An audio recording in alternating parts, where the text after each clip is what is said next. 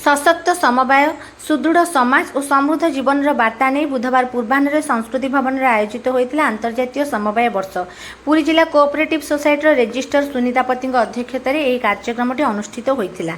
चलित मासर विषय समवाय संस्थागुड़िक मध्य सहयोग रही।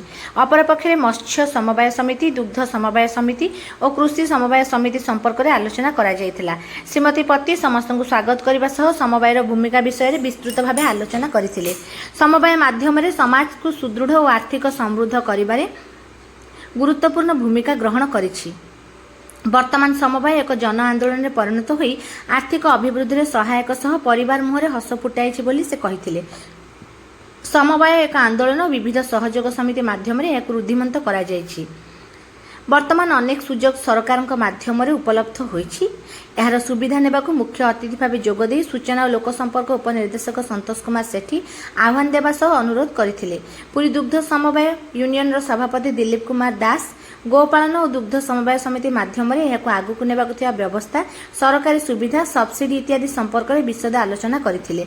पूर्वतन आईन अधिकारी बिरजा शंकर सतपथी, सहकारी मत्स्य अधिकारी रमेश चंद्र राउल, एआरसीएस सनातन बेहेरा प्रमुख जोगदे समवाय सहयोग, समन्वय और सहभागितार बंधन विषय में आलोचना करथिले। यह माध्यम आम अर्थनीति किपरि मजबूत होई परिबो बोली सेमाने सूचना देइथिले। एही अवसर में विभिन्न क्षेत्र में भल काम करथिबा समवाय समिति मानकु पुरस्कृत करा जायतिला। कार्यक्रम में उद्घोषक श्याम प्रकाश सेनापति मंच परिचालना करथिले।